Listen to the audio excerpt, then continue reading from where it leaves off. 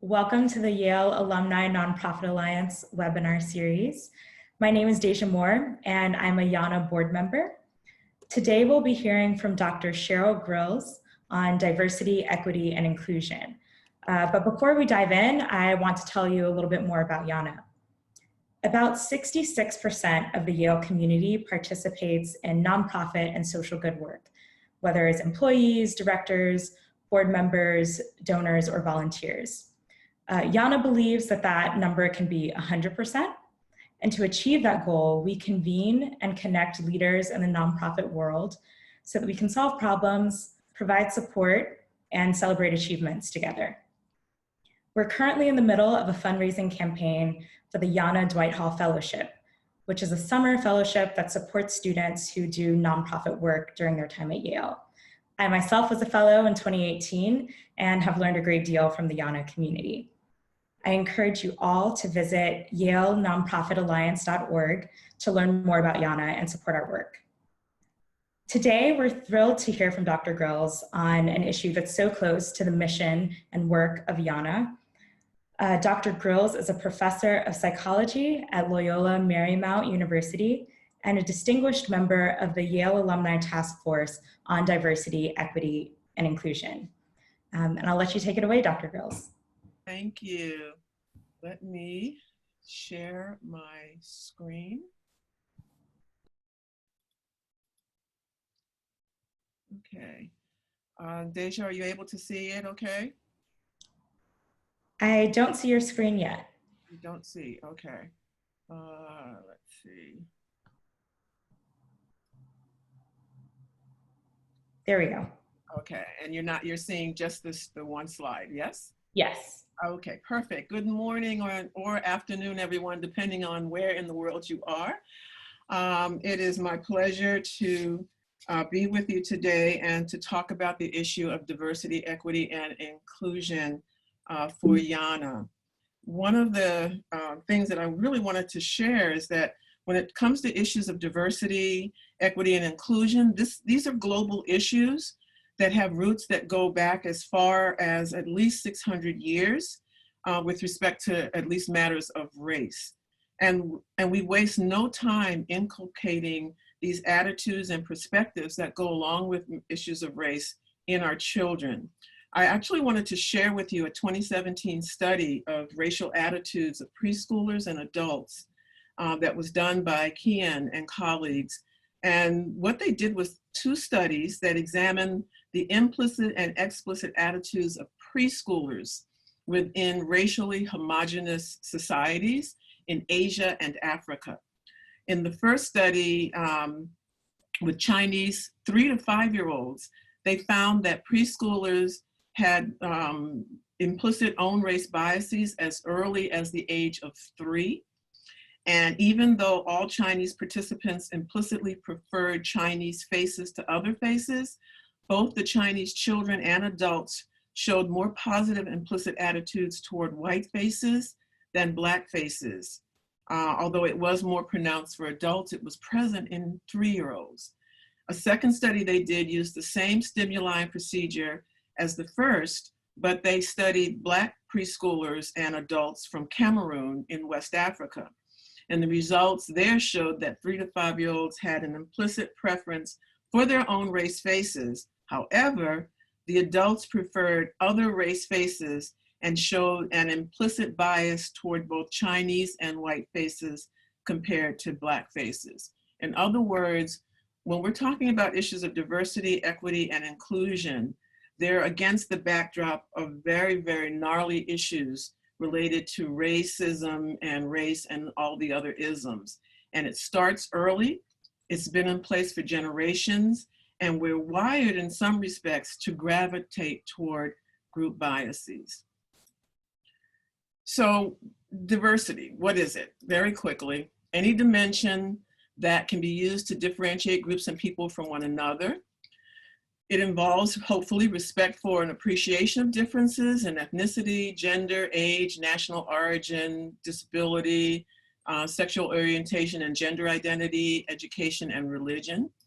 But diversity also has another dimension that most people don't really take into consideration, and that's that there's cognitive diversity, that we are not all on the same page when it comes to a worldview and a personal understanding of the world. And sometimes not being cognizant of that gets us into difficulty.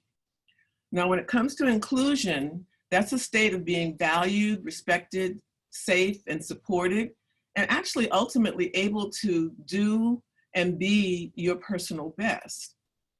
It should be reflected in an organization's culture, practices, and relationships so that we have diverse workforces and diverse environments. And diversity it exists, but inclusion must be created. In other words, a diverse environment does not equal an inclusive one. Inclusivity fosters diversity, and it makes diversity sustainable. So in other words, inclusion is a strategy to leverage diversity, that diversity always exists in social systems, but the inclusion in those systems must be created, and that has to be an intentional process. So you can think about it this way: diversity is the mix, and inclusion is getting the mix to work well together. So here's a reflection question.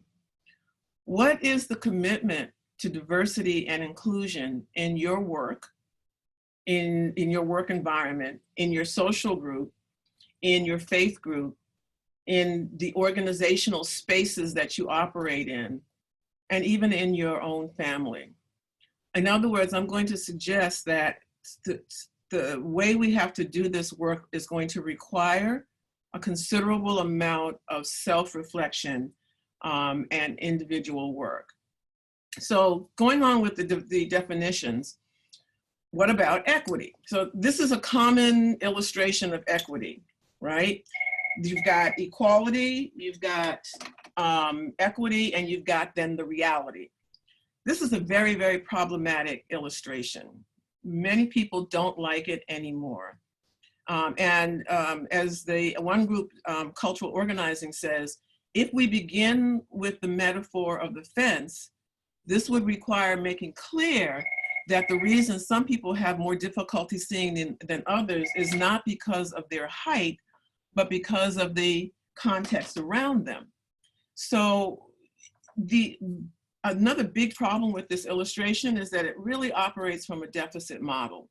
So look at the little guy there in purple.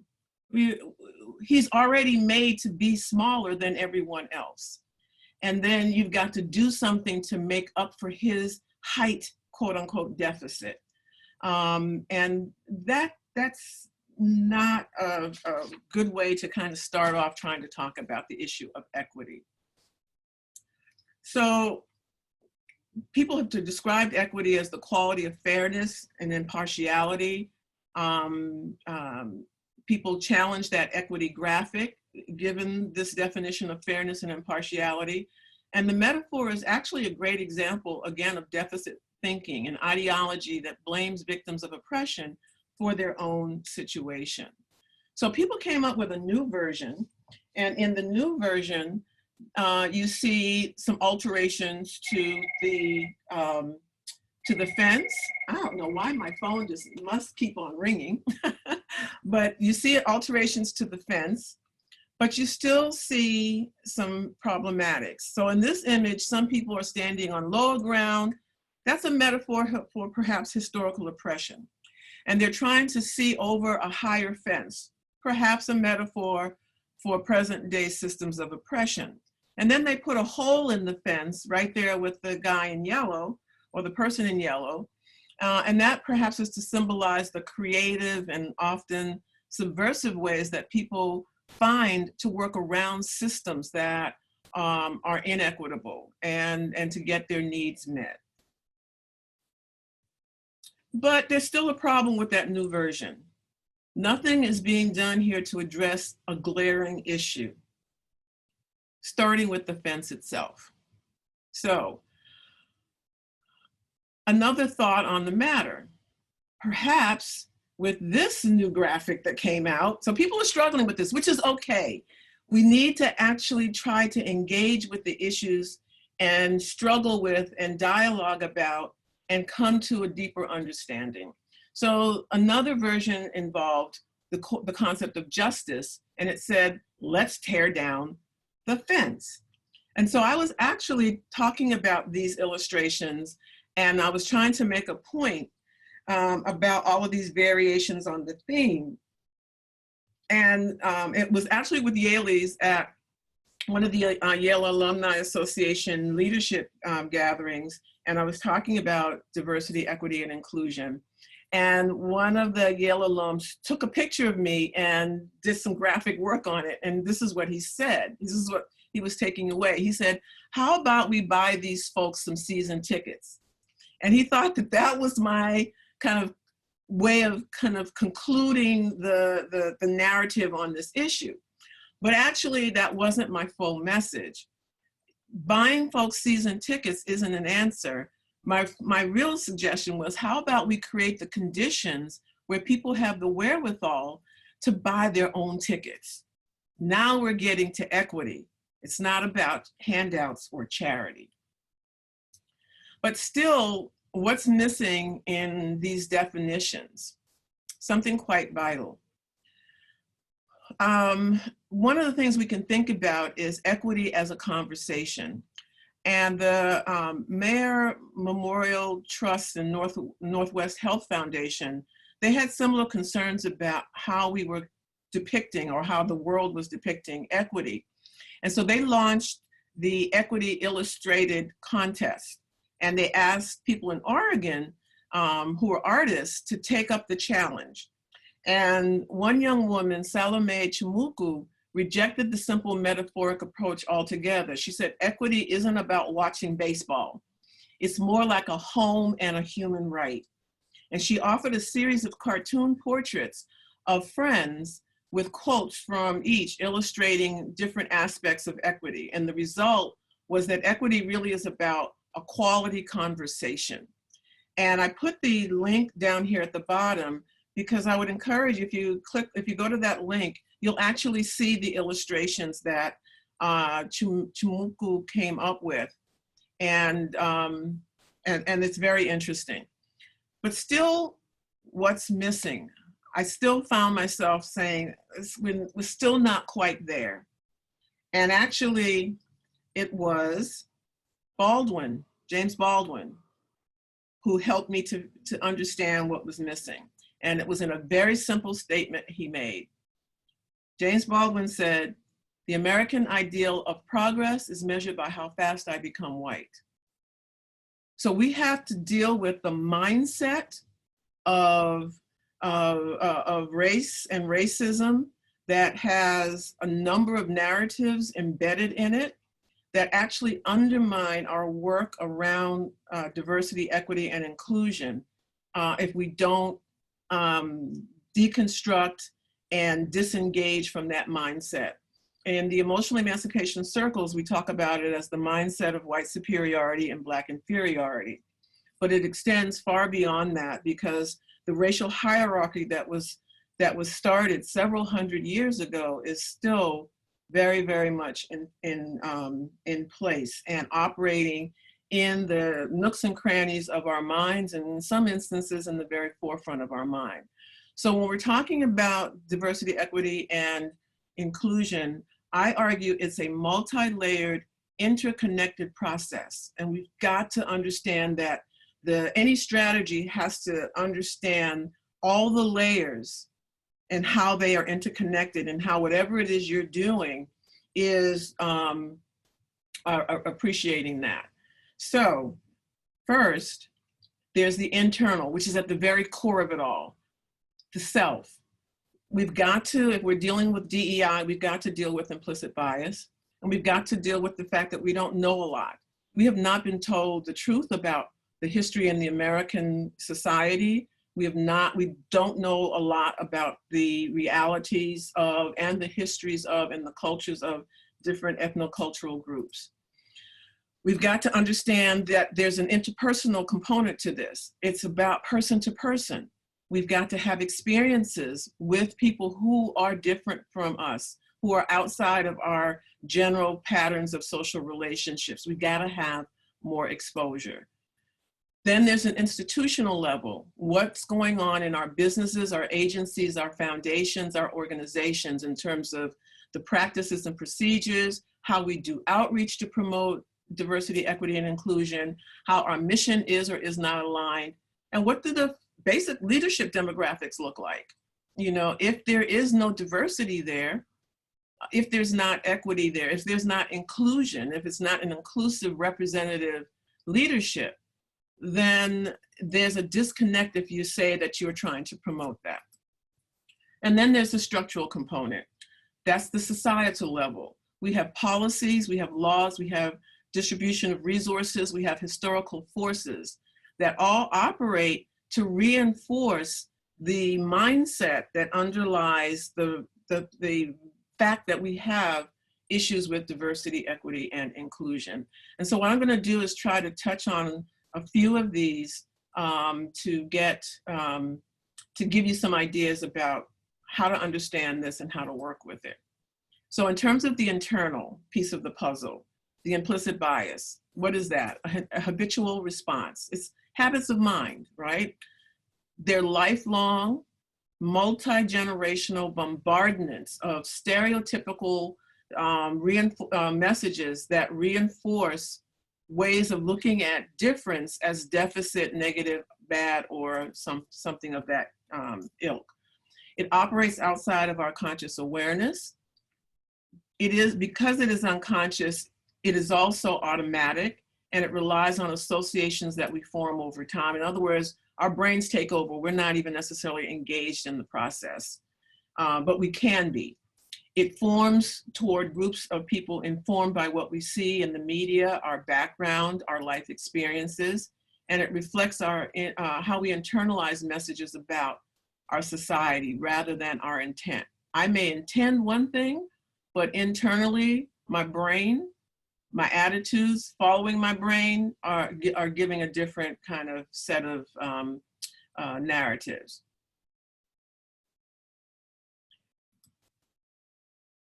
These implicit biases can turn even our best intentions into unwanted outcomes. It can impact our perceptions of the quality of employees' work and the strategies you choose to hire and engage employees or consultants, or how you assess students' performance, how you judge people out there in the world. It can affect campaigns and strategies in social justice, for example, environmental justice work, civic engagement and voter engagement work, housing and land use work, substance abuse prevention work, etc. It can shape funding priorities and the selection of proposals for funding and grant making. And it can lead to the selection of outcome evaluation studies by funders that completely miss the mark of what constitutes real change for a given community. So in summary, implicit bias is ordinary. We all experience it. It's learned from culture. It's pervasive. It conflicts with what we want to believe and what we think our beliefs are. And it has consequences. So self-reflection. Two common ways to measure implicit bias is examine our behavior or look at how our brain is activated through imaging technology like fMRIs, right? Most commonly, what's used is the behavioral assessment, the implicit association test, which measures if there are positive or negative attitudes to a particular concept or a social group. You can go to the website, you can click a few buttons saying you agree to the terms, and for free, you can take any number of IAT tests. There's religion, there's weight, there's skin tone, there's gender and career, there's disability, sexuality, weapons, age, race, skin color, Native American, Asian American IAT. There's a host of them. If you decide to take the IAT, it's important to reflect on your results. Have dialogue with people that you feel comfortable with about your results. Consider how your background and your personal experiences may have impacted your results. And know that your results are probably not atypical, but actually very, very common. For example, in one review of IAT tests, 80% of whites showed a pro-white bias. But strikingly, 50% of Blacks showed a pro-white bias. So none of us escapes this. This is a complicated process, and we need to recognize that in our culture, in our society, bias is pervasive, and we're bombarded and indoctrinated with stereotypes all the time. So in terms of the interpersonal, that involves contact, right? And the notion that contact is helpful goes all the way back to the work of Gordon Allport in the 1950s, and more recently in research by folks like Dr. Linda Troop and her colleagues, where they do research on intergroup contact. And I included a little video clip here where you can see Dr. Troop giving a very short 4-minute overview about intergroup contact. But this involves actually getting in space with, in conversation with, in social contact with, having difficult conversations with, having recreational time with people of different backgrounds. And in doing that, we can begin to address some of the issues. Because with interpersonal contact, we want to get away from the us-them scenario and more to a we scenario. And contact is one of the ways to do that. The intercontact research suggests that the more contact groups have with each other, the less prejudice there is between them, that comfort will increase with the interactions, that people are more willing to empathize and care about each other, and that trust increases. But this involves a psychological investment in others. One recent book you might take a look at is When Groups Meet, The Dynamics of Intergroup Contact by Pettigrew and Troop. So reflection questions. How does your own identity affect your reactions to others different from you? How does implicit bias affect behavior, and in particular, your own behavior? How aware are you of potential microaggressions?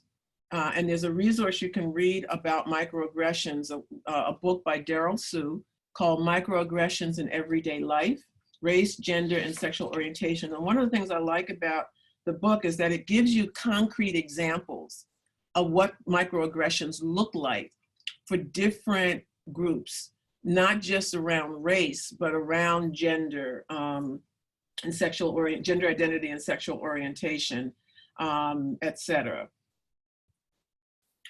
How comfortable are you with dialogue and addressing historical harms within communities other than your own?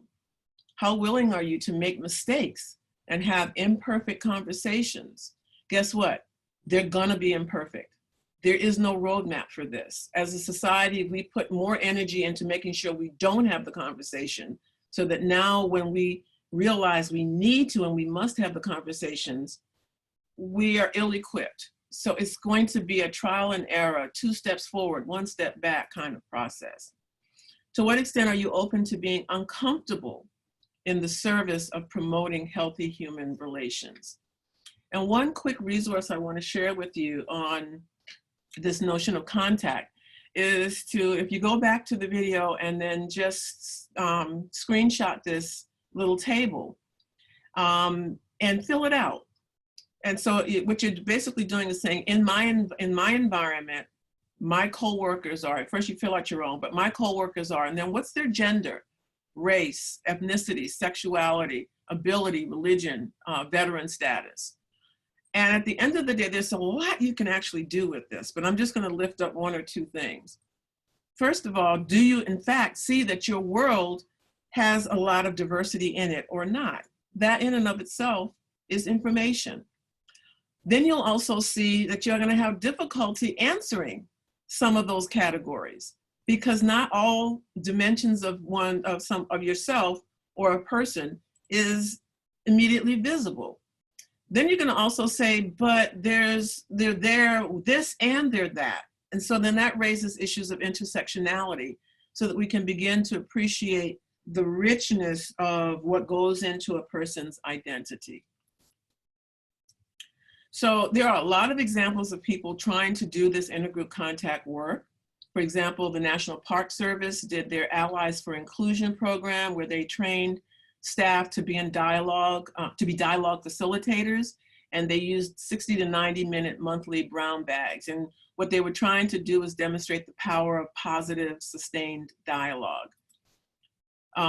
There was an example of a citywide effort would be the city of Los Angeles, which did the Embrace LA 100 Dinners on Race. They've done them 2 years, I believe, maybe 3 now. And essentially the point is we cannot heal what we will not face. So they did 1 week, 100 dinners, 1,000 Angelenos. We actually hosted 2 of the dinners here at my university, and it was quite interesting. And you could feel the discomfort, but you could also see people wanting to make the effort. And so they would deal with things like justice and what is equity and compassion, and talk about this over a catered meal. Another example at a national level is the Kellogg Foundation with their National Day of Racial Healing, where they're doing truth, racial healing, and transformation. It was launched in 2016. They've done it a few times now. And I can't report on the success of it, but what I'm wanting people to understand is that there are folks out there making an effort.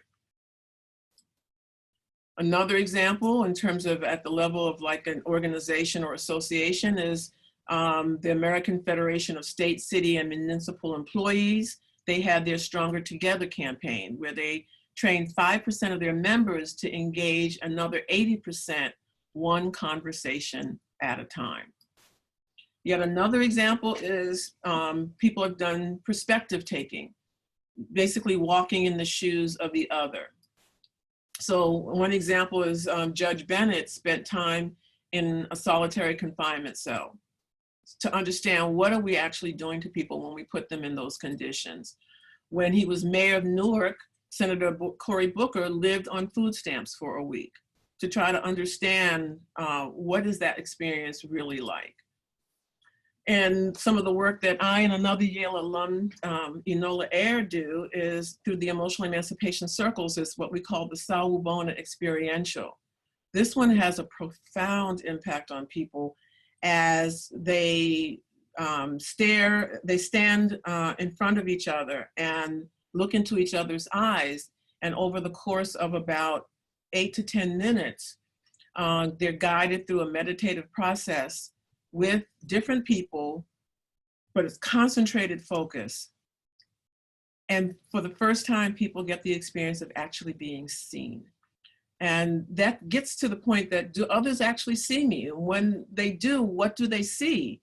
And why do they see that? And why is this important? And how does that make me feel? And how does this affect how I see and interact with others? Ellen DeGeneres said something very, very profound here. She says, sometimes you can't see yourself clearly until you see yourself through the eyes of others. So this notion of actually taking the time to connect with others is fundamental to diversity, equity, and inclusion work. And we often don't see each other. We see our implicit biases. And those implicit biases ensure that we will not move the needle of quality contact across the different divides that we have set up for each other. And those biases are felt by the people who ultimately end up feeling invisible by all of these categories and stereotypes that they're put in.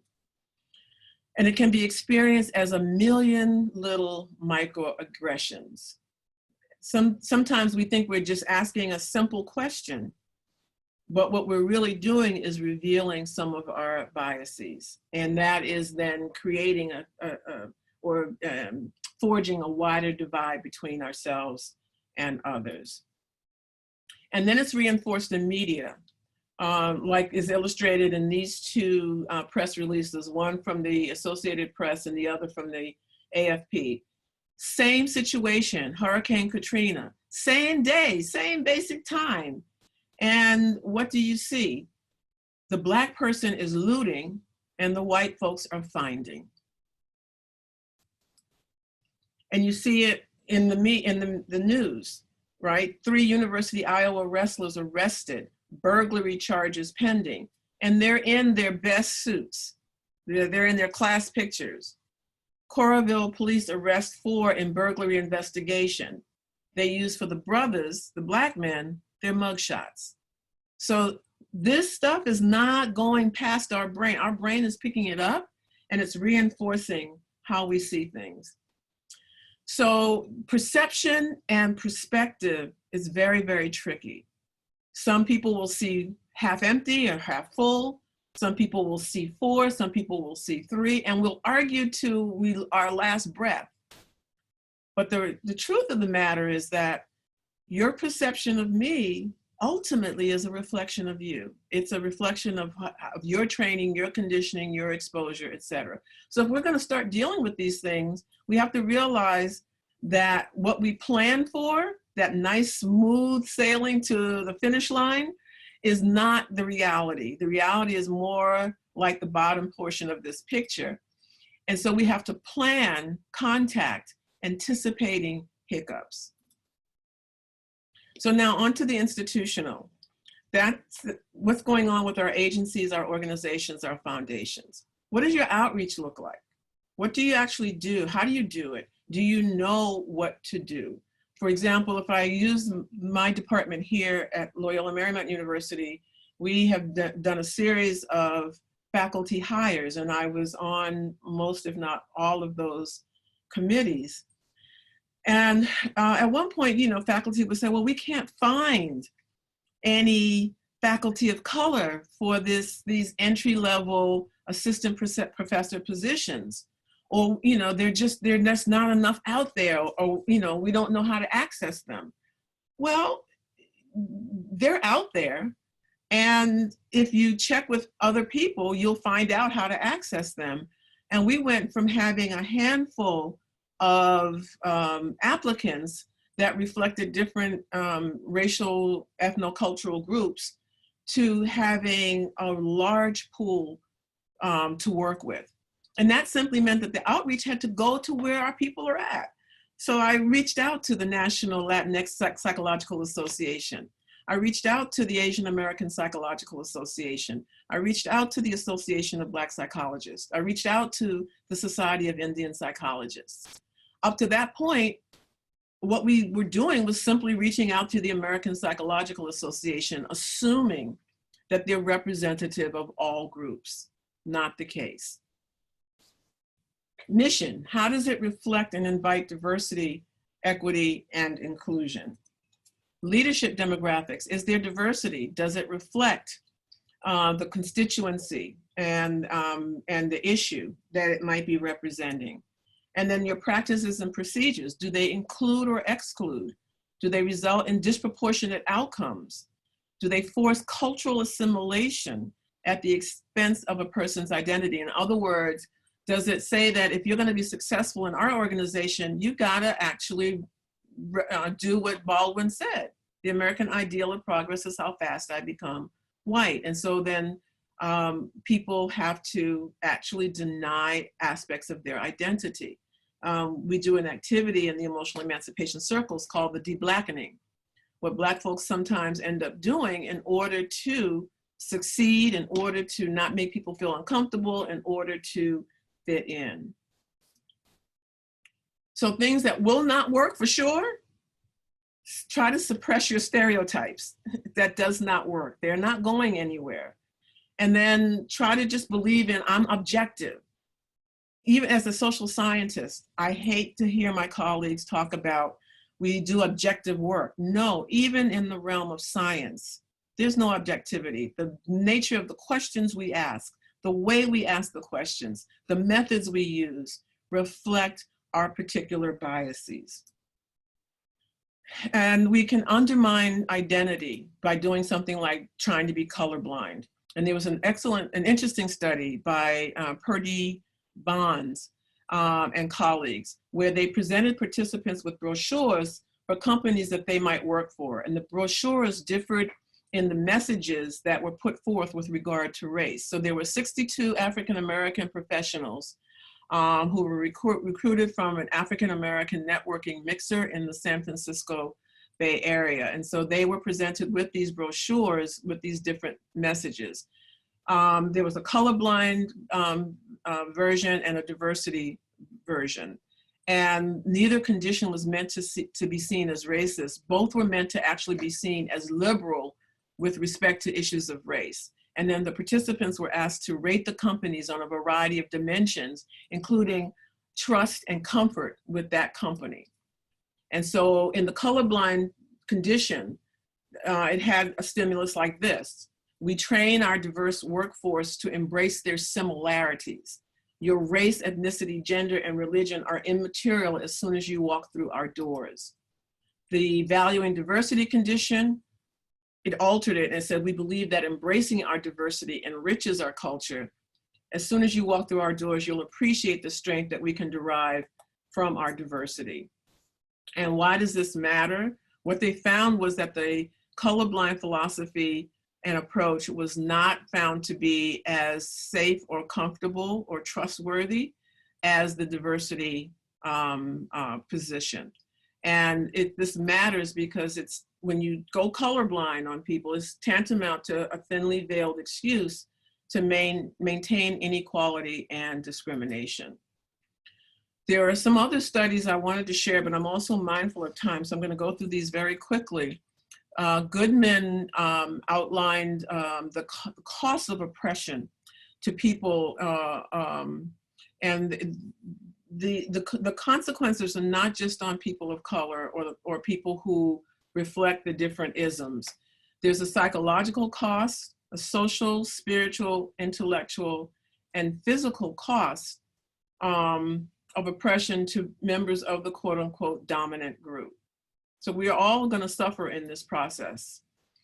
And another very, very interesting study before I move to some conclusions is that when we talk about implicit bias and inclusion, confirmation bias, which is a psychological tendency, can rear its head. And that's where we see what we expect to see, right? Which is why I've spent so much time on the implicit bias piece. Because if we don't deal with that, everything else we come up with is vulnerable. So the study was done by Reeves, and it involved 60 law firm partners, and they were instructed to read a legal research memo. And the partners found more errors when the memo was perceived to be written by an African-American associate of the firm. So essentially they were given this kind of background information. Third-year associate, both NYU Law School, but one was white and one was African-American. And what did they find?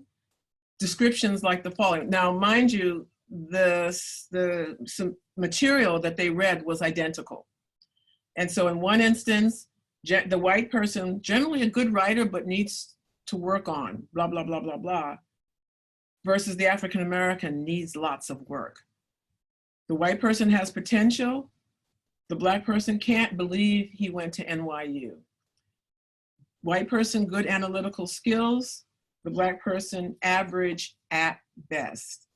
So there was no correlation between a partner's race or ethnicity and the differentiated patterns of errors that were found between the two memos. So being Black didn't give you a get out of jail free card for reading the Black person's memo. There was also no significant correlation between a partner's gender and the differentiated patterns of errors found in the two memos. However, female partners generally found more errors and wrote longer narratives than their male partners. Suggestion for those who are doing community work or in foundations, please try community-based participatory practices. One of the pre-survey questions for this webinar was, should we include folks from outside? So absolutely. And this quote is an example of a participant in a listening session around the efforts to deal with homelessness here in Los Angeles County. Oftentimes we don't understand. We have not walked in people's shoes. We don't understand the issues. We don't know the culture. We will never be culturally competent, but we can practice some cultural humility. And so I invite you to take a look at a best practices document that I wrote. It's for a research project, but it actually goes much beyond research in describing what is community-based participatory practice, bringing the people to the table who are most impacted by whatever it is you're doing, or who are the folks that you want to be involved in something. If the community designs it, I guarantee you it will look different from what foundations and funders come up with. And then there's also the 6 principles for civic engagement, another resource. You can get it from the website for the Kirwan Institute. And the document is called the Equitable and Inclusive Civic Engagement. And they offer some steps around how to engage the community. So as I wrap this up, there's the structural, which is our government and our society, where you see inequitable distribution of resources. We cannot underestimate the role that that has to play in the problems we see with diversity, equity, and inclusion. We have laws that harm, drug laws leading to over-incarceration of people of color, for example. We have practices encoded into law that diminish people's capacity and agency. For example, funders forcing evidence-based practices into legislation for resources for new programs. And those evidence-based practices don't fit all people of color. They have not been adequately tested with all people of color. And so why are we forcing people to subject themselves to that? Or voter suppression tactics, or stop and frisk. And there's so much more to be acknowledged. But at the end of the day, these government and societal practices that have been with us since the dawn of what we now call the United States create suffocation and trauma. They result in unmitigated racial stress. As we see here, it is unending from 1814 to 2014, but we could take that back to 1619. And if you understand this continuity in history, then you understand what happens in that incident in McKinney, and you understand how Black children, for example, are treated in school. It is unmitigated racial stress for all of the historically oppressed groups in this country, Native Americans with forced assimilation and children taken from their families, and all of the broken contracts between the United States government and indigenous people. Latinx community, a host of examples of broken contracts and dehumanization, starting with this particular illustration with Mexican laborers who were fumigated with DDT, underpaid, forced into substandard housing. With Japanese Americans, a Japanese born in Japan being clearly not a Caucasian cannot be made a citizen of the United States, per our Supreme Court in 1922. And a host of other ways in which Asian Americans have been harmed. So people are trapped in history, and history is trapped in them. History matters. Are we paying attention to history when we're doing DEI? The present was laid by the past that had the future inside its shell. And the people who have been oppressed understand that, but there's nothing like an agony, there's no agony like bearing an untold story inside of you. So stuff matters. Context, history, culture, race, multi-generational trauma, prolonged suffering. Without understanding these, we end up with answers that don't answer, explanations that don't explain, and conclusions that don't conclude. And people see it. Those who are affected realize. And what do we realize? That there's been a broken contract, the social contract between people who have been excluded, who don't have inclusion, for whom there is no equity. Recognize that there's a broken contract, and it compromises identity, self-determination, and wellness. And the assault to identity and dignity begins very early in life. This is a penmanship workbook from a preschool in New Haven, Connecticut, that I got when I was there doing a training about 4 years ago. And it's saying it without saying it. The white little girl is happy. The white little boy is proud. Why is the Black boy sad and the Black girl angry? What are we teaching children? right? So an action we need to start doing is crucial conversations. Stay engaged, experience the discomfort, speak your truth, expect and accept non-closure. And a resource for doing these is the Courageous Conversations About Race by Pond and Smith. And realize that what we do depends on what we see? No. What we do depends on what we choose to see. But if you don't deal with what you're not seeing, it's very hard. So what does this have to do with diversity, equity, and inclusion? It's easy to miss something you're not looking for. We focus on and make meaning based on what has been or has not been called out. Our implicit and explicit ways of thinking shape our practices and views. And leading with racial equity and engaging in critical conversations to impact practice, well, that's the work. And we are engaging with the invisible and invisible, appreciating others and our own identity and its many, many dimensions. Can you discern what lessons shape what you see? Race, religion, social class, and more. Can I name and identify my cultural filters, my stereotypes, my biases, and my judgments as I do this work?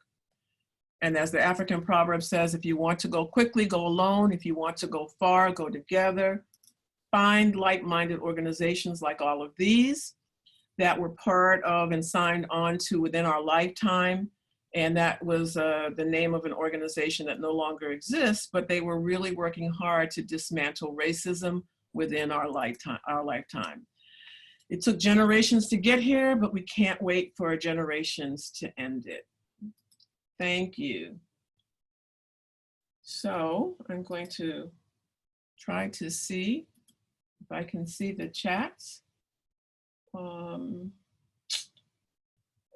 Deja, I'm going to have to ask for your help because for some reason, oh, here we go. All right. Could you put the link in chat so we can click on it?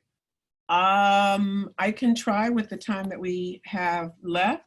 So I'll try to do that as we're talking.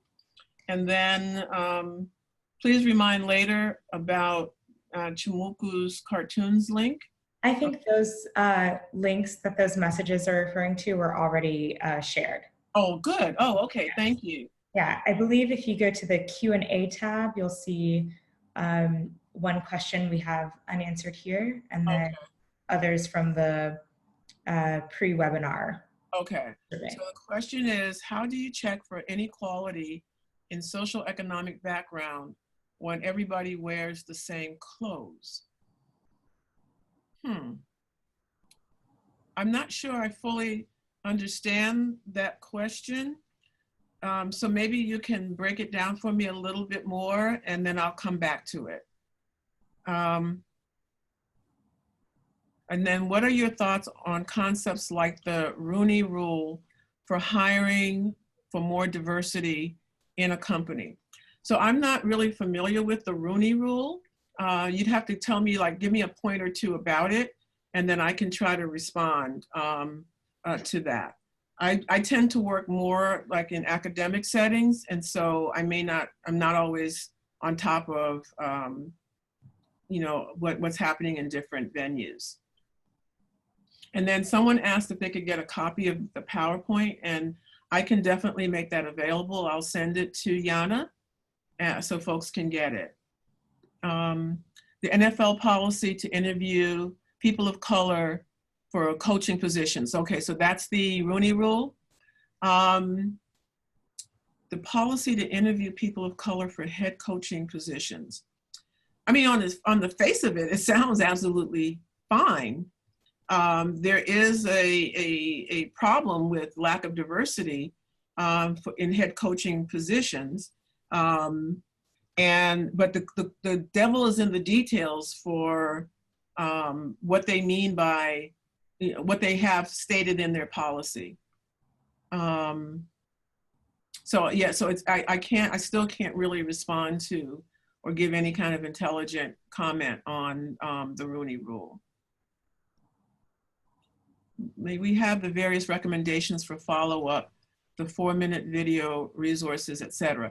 Yeah, so what I'll do is I will send YANA the PowerPoint, and I'll send it in the PowerPoint version, not in a PDF version. That way you can see some notes under certain slides with some details, but then you'll also have the active links that you can go to, and you'll be able to just click on those directly.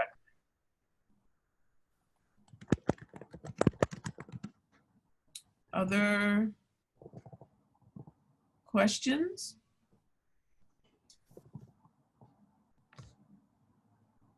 Let's see. There's one here in the chat. Uh-huh. What types of interventions are most effective at improving diversity, equity, inclusion in smaller, historically non-diverse organizations? Okay. So for that one, I think we're still discerning what's most effective as people are trying different things, but I can give a couple of ideas. So as a matter of fact, this came up yesterday in an organization here in Los Angeles that does work with children in the child welfare system. And it's a primarily white-led, all-white board, white staff, and the participants in their program are all children of color primarily. And so one of the first things is the chair of the board or the ED of the program, who's also on the board, has started reaching out to people of color who are doing work in the child welfare system here. And in fact, it looks like one of the people that she contacted is going to now, who's African American, is considering joining her board. Now, that's just not any old body who would be joining her board. That's someone who is very, very well connected to communities of color in Los Angeles and to social justice organizations that can then bring to the table information and ideas that are associated with the different ethnocultural groups that this organization serves. So one of the first things to do is to actually, and I didn't make this explicit, it may have been embedded in one of the slides, find local community organizers in your area. They're an untapped resource and treasure. Community organizers often have a pulse on the issues facing their communities. They have data. They have a direct connection to members of the community, so that if you wanted to actually do civic engagement, they can bring people to the table. So I would find some local community organizers and ask them to engage with you in conversation and to help you to connect with the community that the communities you're serving, so that you can then also start trying to reach out to professionals to diversify your staff. But it's not just about bringing some people of color into the organization. The organization also kind of needs to look at, what are your politics on matters of race, and what are your thoughts and feelings? What's your experience? Fill out that little table that I shared with you, that to see how much diversity is there in the lives of the people who are running the organization, and then begin to systematically address that by finding gatherings, events, organizations, societies that you can become a part of, where you can just be in relationship with people. And then another untapped treasure are the professional associations associated with whatever is your area of focus. So for example, for me as a psychologist, there are national ethnic psych associations. In education, there are professional associations that are ethnic specific. In terms of medical, there are ethnic specific associations, as well as for law. And those associations become important resources to help you connect with, find, and bring in a more diverse workforce and more diverse leadership in your organizations. Maybe you could comment on sufficiency of requirement to Okay, so someone asked a question. Okay, actually, there's a bunch that came in here. So I'm going to try and make my answers a little shorter. I like your message that we want to value diversity in our communities. When we try explicitly to be aware of our diversity as opposed to being colorblind, how can we prevent our implicit biases from undermining our efforts to embrace diversity? That's a great question. So I think the first thing is to not prevent them. Not prevent your implicit biases, but rather to let yourself become aware of your implicit biases. I think there was an earlier quote, we can't, for Embrace LA, we can't heal what we don't see and face, right? So first to acknowledge them, to have compassion with yourself as you're acknowledging them, and then to do some of the work of educating yourself about the things that you have biases about. There was a couple of slides I didn't include, and I may go back and try to include them, that actually speak specifically to a series of steps you can do to counter implicit biases. So I'll toss those back in there, but I'll also put in one cautionary note, and that's it's based on a study that came out in 2018. And it's a study by Bonham and colleagues. And the title of the study was Ignoring History, Denying Racism. And the semicolon or colon, the mounting evidence for the Marley hypothesis and epistemologies of ignorance. Okay, and the Marley hypothesis is actually based on Bob Marley and a song on Bob Marley that the researchers picked up and used. And what they were trying to show is that when white folks or someone from a particular ethnocultural group simply tries to educate themselves with knowledge about a group, that's not necessarily enough to address biases. So, for example, there tended to be they did two studies, and there was a lack of knowledge that was clearly discernible. White participants did not know a lot of history about Black, I think it was white and Blacks that they were looking at in this study. They did not know a lot of the historical record. And so that lack of knowledge was correlated with some of the racial biases that they had. But then in the second study, they increased people's knowledge about things. And the original thought, I think, was that by increasing mere knowledge, that will reduce the biases. But then what they realize is that there's another element, and that other element is like how much of your own, almost like a nationalistic perspective you have.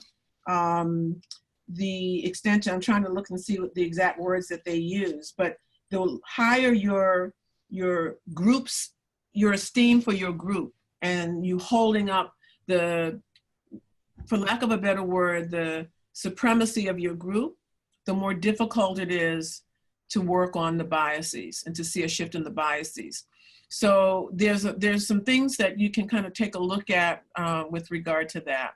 Another question was, I am an executive director of a nonprofit that would like to broaden our searches for staff at both the entry and more senior levels, and the general nonprofit websites tend to have a higher proportion of Caucasian applicants. Are there nonprofit recruiting websites that are more effective at drawing a more diverse applicant pool? So that's where I would suggest reaching out to the professional associations of in your particular area of focus as a nonprofit. They often will have that. And there are listservs associated with different professions that are specific to people of color trying to support each other in finding out about and then applying to various positions. The other thing is that you might reach out to places where you know that there's a high concentration of students who have graduated from a particular set of universities, like the HBCUs or certain universities that may have a large Hispanic serving institution. Their alumni divisions often will keep track of and are in contact with their alum, and they could be a useful way to connect you to people who are on the job market or may become interested when they see something. Dr. Grills, I have to pause you there because unfortunately we're at 2 o'clock. Sorry. Thank you everyone for the really valuable questions. And of course, thank you so much, Dr. Grills, for sharing your expertise with us. We hope to see everyone at the next YANA webinar. Thank you.